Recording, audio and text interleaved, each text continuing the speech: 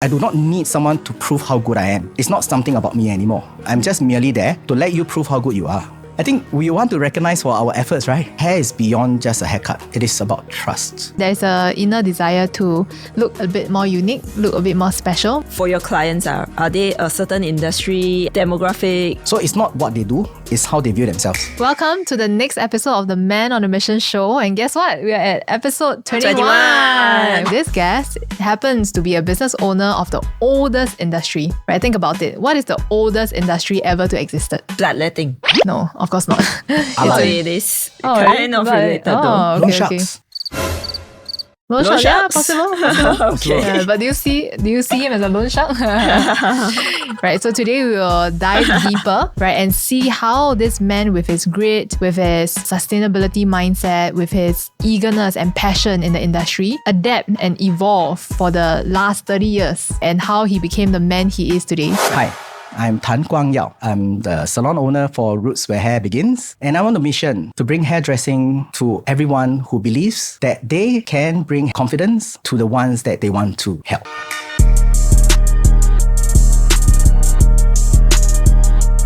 We want to be talking about a lot of different topics today. And over here, I have spoken to him on many terms. It seems like he is someone who has a lot of wisdom, a lot of insights. And because the industry is so tightly overlapping with culture, right, we're able to hear a lot of different changes and revolution in culture as well. So it'll be a very interesting topic today. Welcome, Guang Yao, to the show. Welcome. Hi. Hello. It's very interesting because I spoke about the oldest industry to exist, right?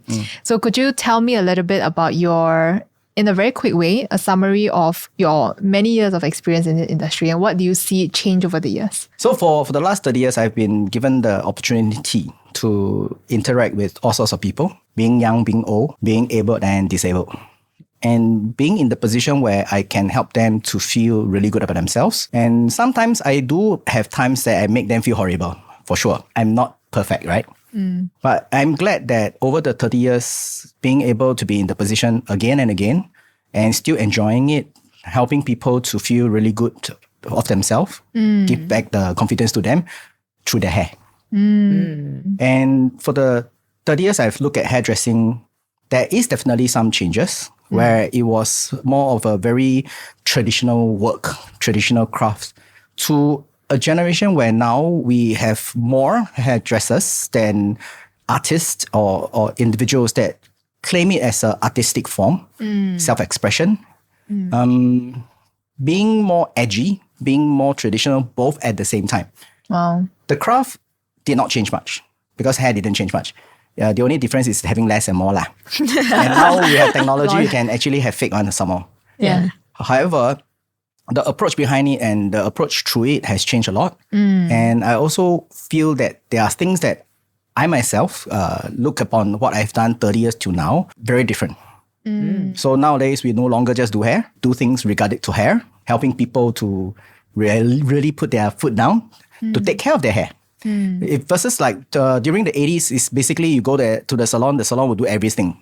But today you can massage see included, massage, hair. your hair is done in a way that there's no way you can blow your own hair. Like just imagine your hair was permed so curly. You're not going to blow your hair straight yourself or style it nicely. But that was the era where we had a lot more people coming into the industry and we have more manpower. And we definitely can have the different levels, different aspect of jobs. So we have apprentice washing hair, we have junior stylists blowing hair, then we have stylists cutting hair, and then we have all the different scopes. However, over the process of time, the entrance into my industry has dropped tremendously.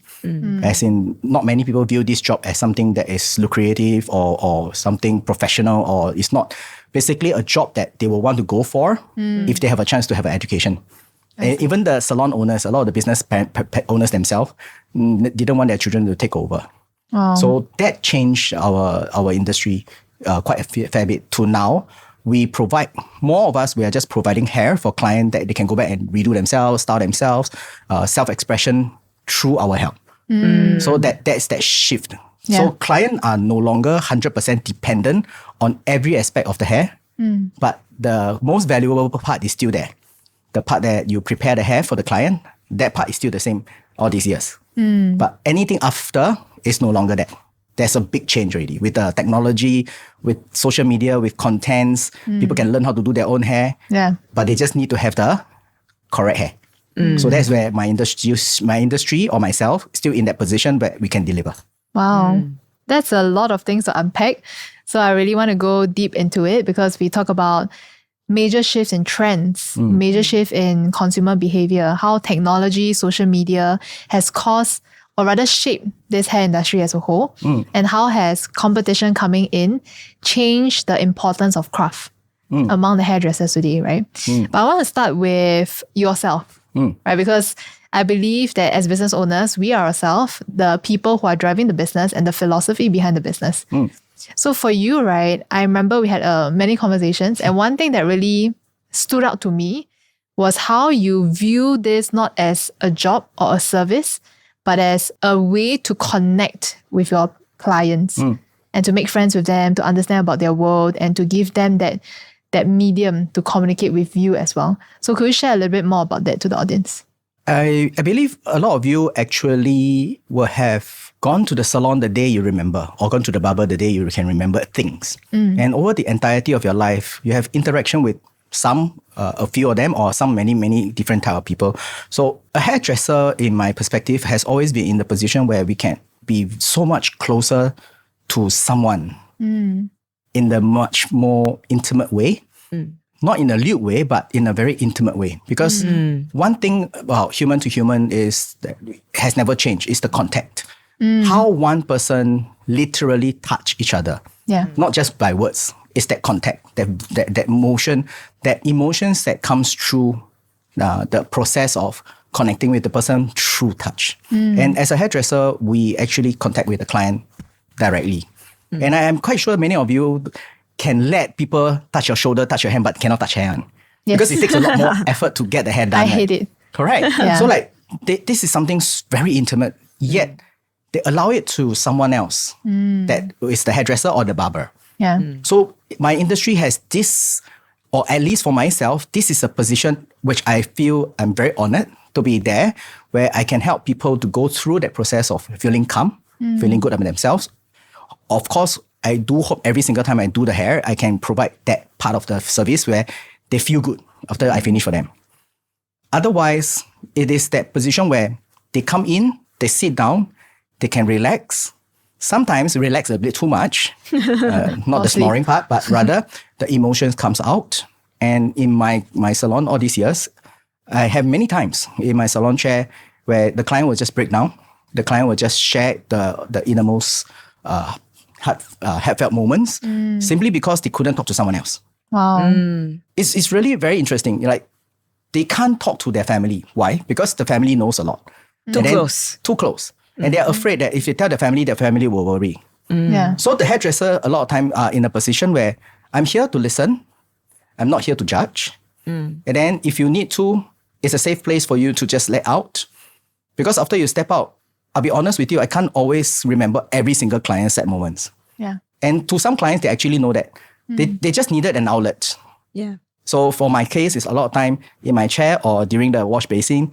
There's those like the area where people just let out for a while, release the emotion, the coop up emotions because of where we are today, right? It's highly stressed out, very emotional, very tight. They just need a place where they are being triggered to let go. Yeah. So for me, I tend to have that. I'm not sure that I can call it a skill or a curse. I do have a lot of people who will just break down in front of me I see. during the hair sessions. Yeah. I find it very interesting because even before knowing you, right, one of the things that I realized is a salon is almost like if you are in a neighborhood, the salon is a place of intelligence because almost every Walks of life. thing that goes on in the neighborhood, right, your hairdresser will know it. Yeah, sort of. Yeah. Right? Because Almost like the that. whole neighborhood will go to the same salon. Right? Yes. But well, of course, that was in the past. In current state, due to modernization, due to technology, for my case, myself, my businesses is the entire island. I don't just service client around my area due to a couple of reasons. First off, is the price point. and then also the kind of services that we provide. So the clientele that chooses us know us through, namely social media, right? Especially now, because we have been very clear about the kind of work we are good at. We don't provide every sort of job. No, we don't have. I don't have the manpower to provide every single services, but I focus on the services that I feel that is fair. I believe, my salon is not the kind of salon where I can provide every single services because although I'm trained in a lot of them, I'm not good in all of them. So we decided that our salon brand will only be focusing on a few services, and therefore we put ourselves out there for the right type of clients to choose us. At the same time, for us to choose the right type of client that we can do well. So I think for today, my salon itself, or many salons actually, are no longer like what it used to be 30 years ago or 20 years ago, where the salon is that, that icon of the area. It's more like you rent a place, the client comes from everywhere. Right. And of course, unless it's the auntie's shop or the very old Or barber shop, Right. then it's always the same group. So it's very interesting that you share about contact and touch, right? And that they are not able to have the outlet outside of the hair salon, right?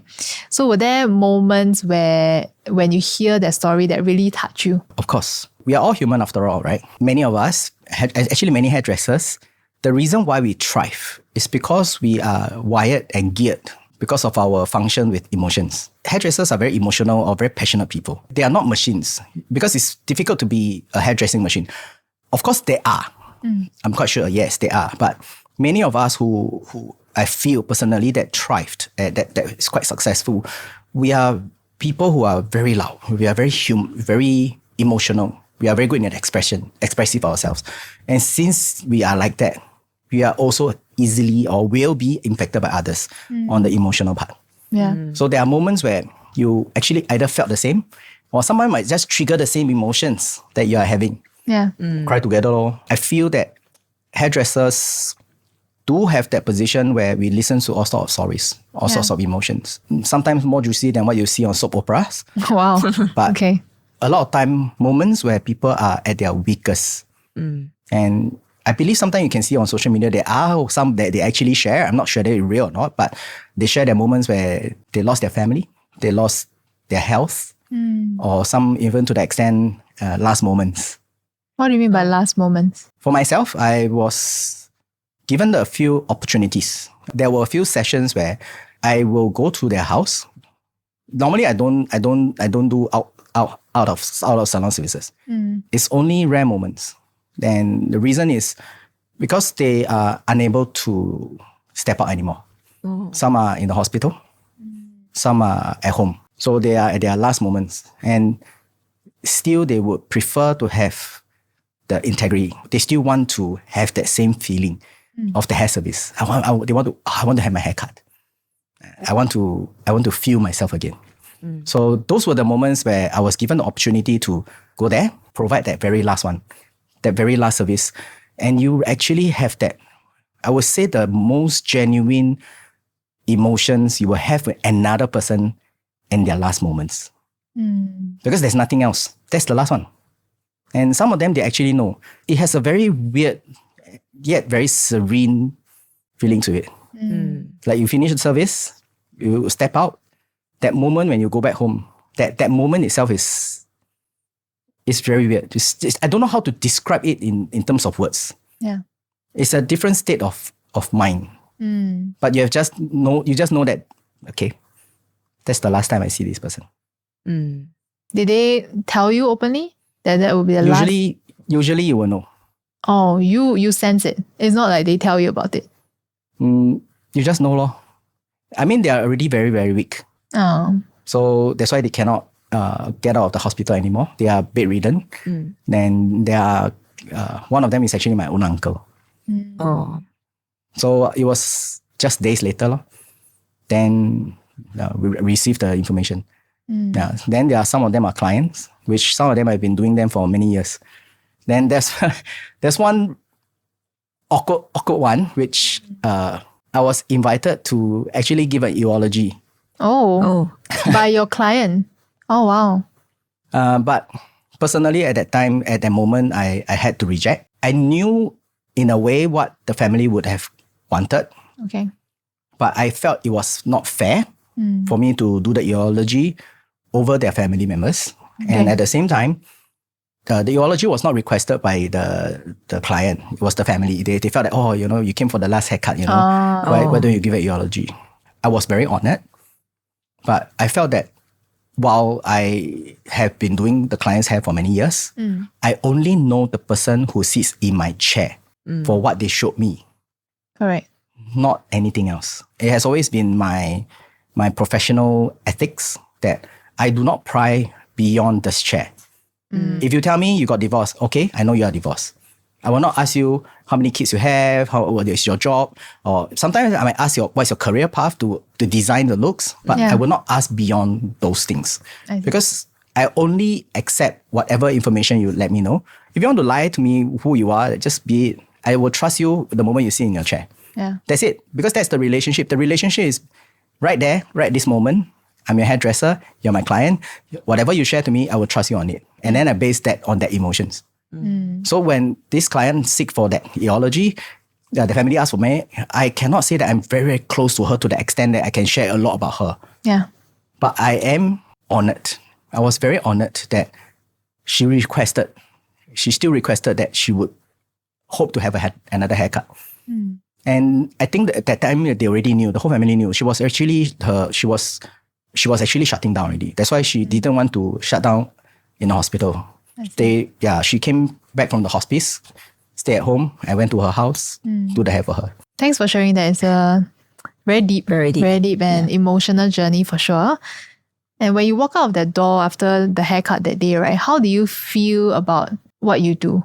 All these small moments where I had opportunity to work with clients that give me that impression. It's not just doing hair.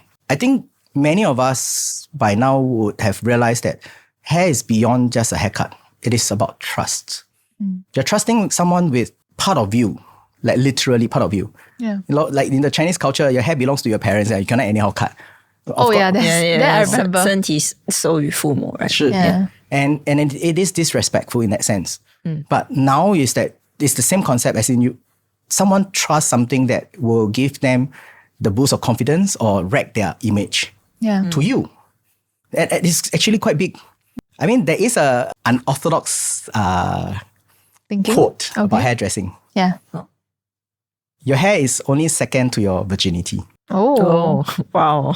Well, in some cultures, they cut their hair as a form of marriage a life. Ritual, right? Marriage life, then they cut their hair, right? So it's part of it. Yeah. It's part of their. It is also part in many part of a lot of cultures coming to age. Yeah, that's right. So in Chinese also they cut the hair and pass to the partner as a gift to keep. Yes. And then for the Indians is to tie the wife's hair. Yeah. Like your mine, tie, we got married kind of thing. So hair has always been something quite sacred to a lot of culture. Yes. But in today's modern society, hair is also a way for people to express themselves, to actually feel confident, to feel what they want to express. Their identity forms part of their identity and the mood. Also the mood. Like for women, like today, I want to impress my husband, like do my hair nicely. Yeah. Same thing as but this is animalistic already, like human nature.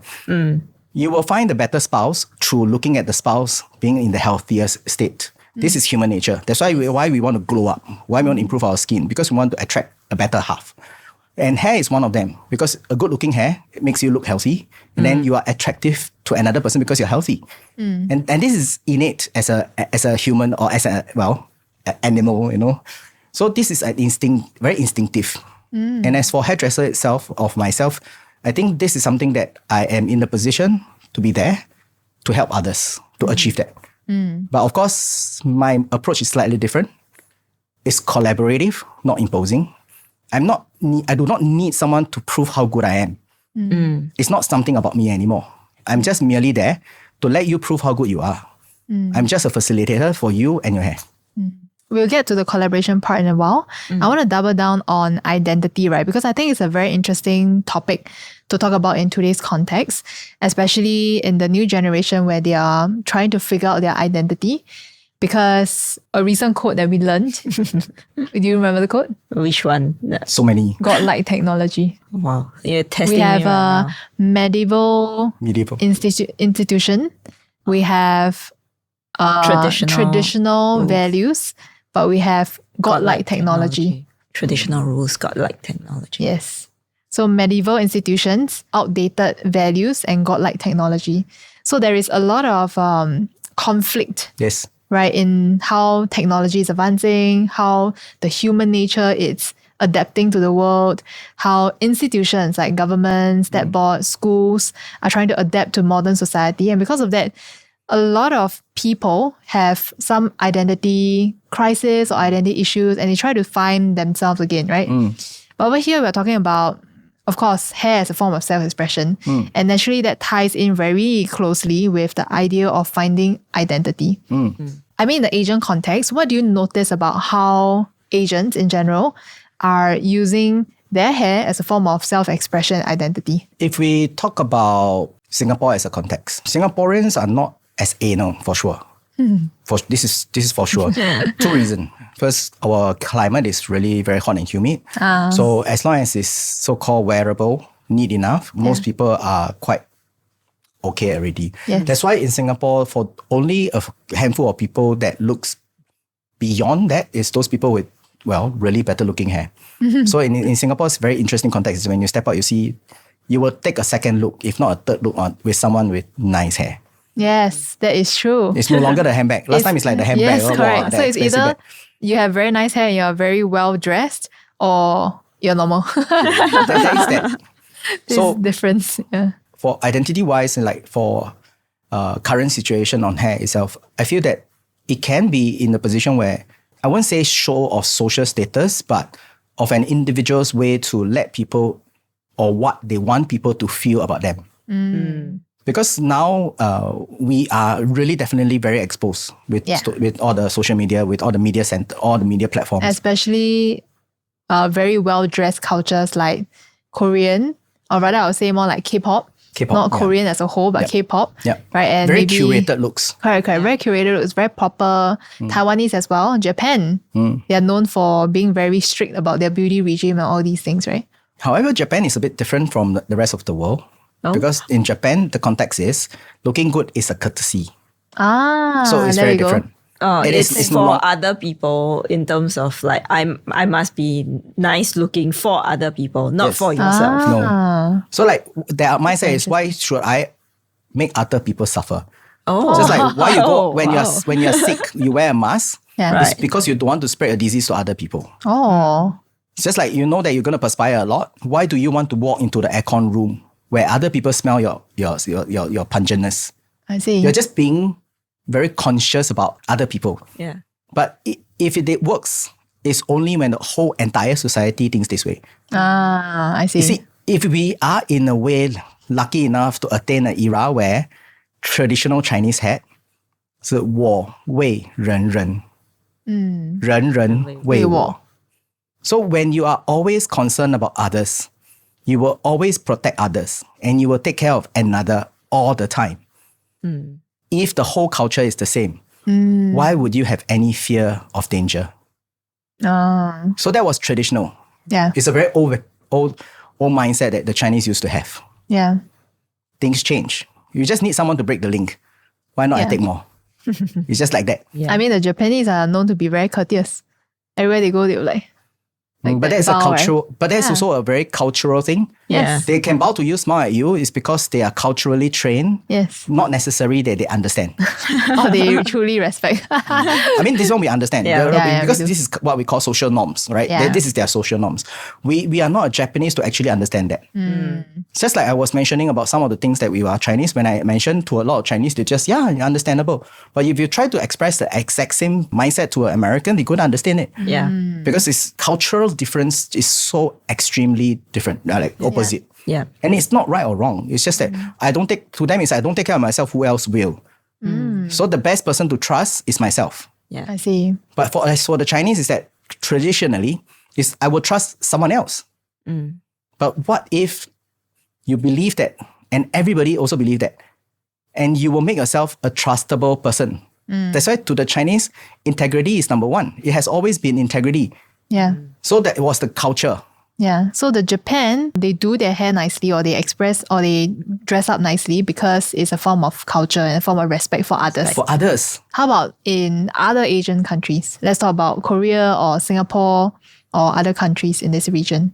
As for Singapore, we are more forgiving.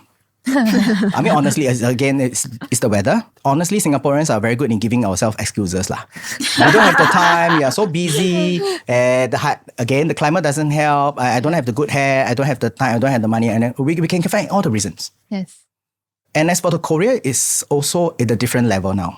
A whole new different aspect. Oh, okay. Because Korea itself is a country that is very united in terms of a nationwide thing. Because the culture itself, they are still very strong, very traditional in terms of their hierarchy system.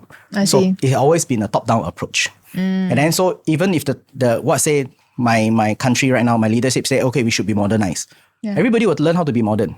I see. And then so in Korea right now is that they have that understanding that everybody just work on the same direction and everyone's supposed to be benefiting from it. So when it comes to look, it's the same thing. So they have that notion that, okay, everybody should look good. So if you don't look good, you may not be able to get a job. Yes. It's just that That's what I straightforward. realized. It's just that That's straightforward. interesting to me. Yeah. Very fascinating. But why it happened is because somebody said it. Who said it? It could be the parent, it could be a boss, it could be someone higher. But is it because they are a culture that overemphasizes on looks? I don't think so. What I feel is that they never thought that they need to emphasize. So they followed what they were told. Oh. Like again, okay. it's, as I mentioned, it's a top-down approach. Yeah. Because if you look at Korea, South Korea, they are just modernized only really into what we talk about now is only the last 20 years. Prior to that, they are not they were not ever known to be trendy. Yeah. Maybe it's the rise of K-pop and... Correct. Yeah. It was curated. So they had a whole industry, they work around it. Yeah. They have manufacturing. They need to sell the manufacturing thing. So they need someone to sell for them. Then they have the artists. Why not link them together? Yeah. So someone thought about it. It started It's with the phone. a approach. It was the K-movie, all the movies. During the K-movie, you look at the early days, they are not like really very beautiful hair. They don't have. Their makeup, not too bad, like a Japanese, but nothing what we would say as a K-class or Not a K-pop. what we have right now. Now, like K, Yeah. Korean style. Yeah. There wasn't. It was only Japanese style or even Taiwanese style. Yeah. Never Singaporean style, but What's the Singaporean style? Flip-flop. Slippers? Yeah, flip-flops. flip-flops. Flip-flops and shorts, Because okay. Singapore very hot Singlet again. and Yeah, right. flip-flops. So that itself for Korea, that somebody I would say was forward thinking enough and bring the whole mindset together. It benefited the manufacturing country. Yes. Because they need to sell television, they need to sell their phones, they need to sell this. And at that time, Just Nice, some of their K-drama became very popular. Popular. Yeah. Globally known. You know, like 冬之恋歌. Yes. I cannot remember the Winter Sonata. So there was the phone that was using. Oh. Then there was the cup. Then there was the fridge. Or all this- Samsung. I think it was a mixture of Samsung, LG, and Some other Korean brands. mainly the Korean brand. And then the food, the pot, even the rice pot was Yeah. also part of their K Yes. culture. Yes. So they started, and then they knew that okay, they have something going on, because people were starting to wean off or got a bit bored with the Japanese pop. Yeah. At the same time, the Western pop, Western music is also at its highest already. Yeah. And like, how many more Taylor Swift you want, right? So like the music is really slowing down, the music scene, and then to them it's just about the celebrity. It's not about any other industry. And what they do is that they sell as an endorsement. Whereas in Korea was totally different. It was to help the whole entire industry so that the whole country benefit from the entirety of it. That's why the manufacturing went up. Because Then- they are selling Korean culture. Correct. They are not looking at celebrities. No, they are selling the industry itself. Yeah. That is the whole chain of it that will support the entire country's GDP. Yeah. So everybody gets the job doing better. And Yeah. and Korea, you should also know that it's one of the biggest manufacturing country in the world. They have so many factories. Yes. And they are definitely improved a lot in their factories. And they have found a few niche that continue to power it on. Which, of Yeah. course, one of which is the K-beauty culture. Correct. Because recently on my Facebook, I saw an ad that promoted October or some other months to be the month of K-beauty treatments. Oh. So yeah. So it's from Every other month nowadays. Tourism board, Yeah. Tourism board did that ad Yep. telling the world that you need to go to Korea during this month to go and get your Your K-beauty. Yeah, K beauty in shape. Buy your things, Yeah. get your face done, get your So hair done. it's truly a strategy that the country has approached. Yeah, And which this was was- brilliant. But I mean, this is not new. The Americans did it with their Superman, superheroes. Yeah. Then the Japanese did it with their, also the same time for the Japanese, also their celebrities and their food. Anime. Anime, yes, but because the anime doesn't go out A as bit much. more subculture. Subculture. Subculture. So it was their food. So the Japanese encroached the world with sushi. Yes. So the sushi Sushi culture, and sashimi. Yes. every country had something. Yeah. So currently for Korea, because of the world today, we have accepted we can modify ourselves as much as we. It's actually very showy today to show people I've done my nose, I've done my this, I've done my that. So people strive now on that. And so it became a thriving business for Korea because people accepted the fact. I see. And for Korea, it's even worse lah. Don't do no job Correct. Oh, Correct. because everybody is educated the same way. Yeah. Everybody is qualified the same way. So I have 2%, same paper qualification, haven't do work yet, don't know their capability. Okay lah, the prettier one I take. I bring out also can show off. It's just that simple. Yeah. It human. becomes a competitive advantage. Because both are the same Yeah. in terms of credentials. So why don't I take more? How about for Singapore? Do you feel that Singaporeans are very poorly dressed? Because I asked a lot of my friends. Of course, they are Singaporeans themselves, right? So they have the right to say. And most of them said that actually we are not very well dressed as a society and as a culture. Yeah. So do you have any perspective to that? Yeah, if Singaporeans are more willing to dress up a bit more for their hair, I probably would have a much better income. Of course. I mean, Yeah, right. because it become a demand and supply, you see. Yeah. So to us, we don't have a big super demand. I mean, because my salon itself is more niche. I have a small salon team. Therefore, I do have a slightly longer waiting time. Yet, I'm not like booked the entire year.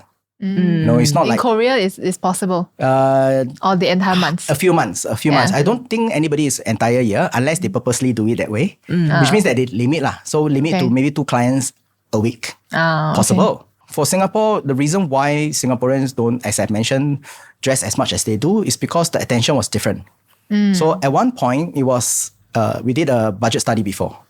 Oh, Yeah. okay. So we asked around, how do you spend your money? How do you get your money? Yeah. So when you have your bonus, how do you spend your bonus? At that time, the study was based on women.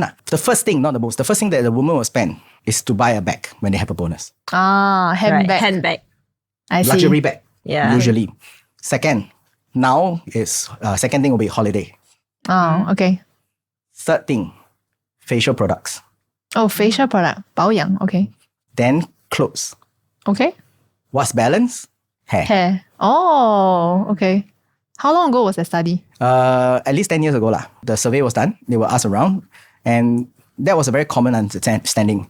That's why if you ask today again, maybe bags is no longer the first step. Yeah. I was going to ask if I it don't has think shifted. so. Yeah. I Bags feel no that longer, it because has a lot of people shifted. have bags already. Yeah. So it's no I longer think special. bags have become more like your regular month-to-month stuff that you will buy and stuff like that. Yeah. Yeah, and then the shift in expenses also changed lah. People can now buy now pay later lor. That's true. Yes. So that the luxury part of things have no longer be like as luxurious. They don't spend on their bonuses, and it's no longer as a part where you can be so show off nowadays for having a bag.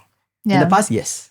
Now I think everybody has a luxury bag, so it's not that much already. I still believe like hair is not the first priority for most people. Okay. It's different from my client. For Yeah. a lot of my client, Hair hair is has the always first. been their first priority. Why do you have this group of clients that feel that way? What do they want to seek from this? Simple lor. They have hair that when the moment they step out, people only notice them. They have that wonderful hair. They are unique because of their hair. Wow. Yeah, they are So they recognizable find because of their their hair. uniqueness and their identity in the hair. Yes, because they feel confident and they wear it and they style it. So I collaborate with them. I maybe sometimes I do something creative way of coloring the hair, creative way of cutting the hair, but they need to style it.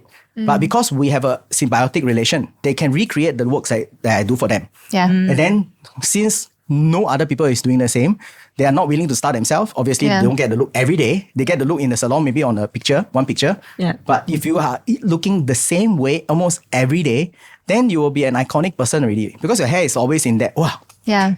you just come up from a salon, that kind of mindset. Yes. And actually a lot of clients feel very happy lah. Like, hey, you see, people notice my hair. Because see. There isn't a lot of things to impress people nowadays, to be honest. Yeah, It's but true. I'm quite curious though. Are these like for your clients? Are they a certain industry? Are they a certain demographic?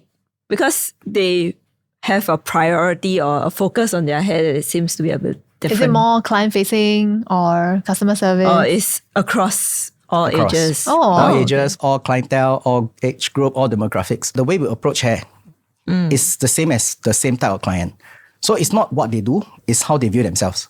Oh, So okay. they feel that hair is something that they deserve to have that is very well done.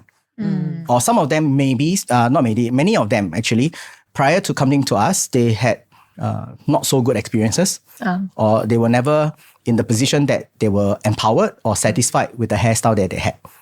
So coming to us has given them a different approach because I'm very good at nagging at them. So some it took or train them to style how they it style took it. some time lah. Some is like Right, you come in, why you're not putting your cream? How you're not taking care of your hair? So like it does work for some point. Nagging does help. And then once they start putting the foot down and then they see the improvement in themselves and the improvement in their hair, they start getting the attention that they yearn for. Then that will encourage them to do more. I see. And then they start to realize that, okay, the time and money that they invest on themselves is paying off. Right. It's the same, right? We learn a skill. It takes time to improve. Yeah. So once you have that, then you get recognized for that. I think we want to recognize for our efforts, right? Yeah, definitely. Yeah. So it's just that simple. Or maybe human nature wise, Yes. I mean, there's a inner desire to look a bit more unique, look a bit more special, then blend in, right? Especially this day where we now are connected to the billions of the people around the world. Ah, that's true. Even in Singapore, we can connect to the 6 million people in Singapore.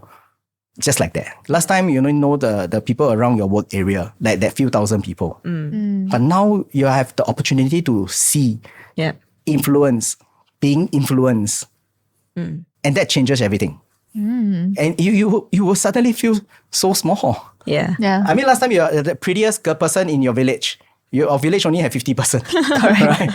Now, how to be pretty in the 50,000? Yeah. But if you are pretty in the 50,000, I think that confidence boost is like, ooh, very different. Yeah. Yeah. I think there's an additional thing, which is like, at least around in Singapore, we have the Asian humility Yeah. I thing, agree. right? That one I agree. Oh. There's that particular set of people also who are actually want to stand out per se, but then the Asian humility thing is a bit in the way. So we have to look different using the rest of the characteristics, right? Some little bit to be naughty. Yeah. That little bit. Yeah. It's just like, I mean, I think for young kids or young adults, the first thing they do, get the extra ear. Yeah. The earring, second ear piercing or this third one. Yeah. Then a little bit more a tattoo underneath the armpit and that kind of thing. Then once school is over, okay, get my first hair color. I think many of us have seen it, heard it, or even had our own experience, right? After, I finished my secondary school. The first thing I finished my school, that day I come out of school, I go and get my hair colored. Yes. Yes. So many. I mean, not me, but yes, I agree. Yeah. I mean, it's very interesting, right? Because then hair becomes a form of self-expression and to also celebrate the change or the shift in their life stage. yes. Because I remember when I was in university, I tried all sorts of hair color. I tried blonde, I tried blue, I tried red. And it's just that period where I was searching for myself and searching for my identity, right? That I wanted to test and see what vibes with me the best. Yeah, then of course, as I grew older, that exploration kind of like died down because I'm a bit more affirmed in who I am as a person. Yeah, do you see it that way? That people, your clients that come to you, they have this phase of exploration where they're trying to explore. Some yes, and some is actually not exploration, but actually an affirmation of who they are. It's like, what's wrong with me having blue hair? Some they feel that I'm not doing it to be judged, Yeah. also not doing it to impose. I'm just doing it because it's me. Accept or not is your choice. So today, I think we are in a much more lenient world, I feel.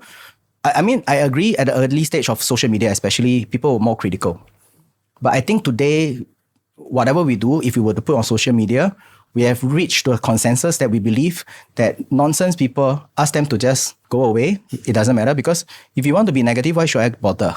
And I just embrace those people who comes to my life through the contents or social media that wants to treat me in the nicer or positive context. And I give them back the positivity, and let's build a better and positive environment for ourselves. Just ignore the other nonsense. And I think this is the part where people are more willing today to do what they want to do with themselves. Yeah. And then they post online or they go out, they go onto the street. People are less judgmental. And even today, there might always be some people who are judgmental. Wow, you look at that person, so this, whatever. And I always felt that there are more people who are willingly stepping up to defend others. Or at least I would. Because why not? And if not, just learn to ignore. So you saw someone, wow, this person is telling so bad thing. Then you just walk over to the person or so-called victim and talk to the person. No, your hair is fine. Let's go. We can choose to ignore the negativity together. You don't have to fight the negativity. They are not worth the time. The best way to help yourself is to ignore the bad and then just support the better ones, the positivity, and then just move together. Make a new friend. So we have come to the end of part 1, where we talk about culture, identity. Right, the next part, we're going to be talking about the business behind the hair industry. How this 30-year-old industry, at least in Singapore, right, is going to transform, reform, and be forward-thinking for the future.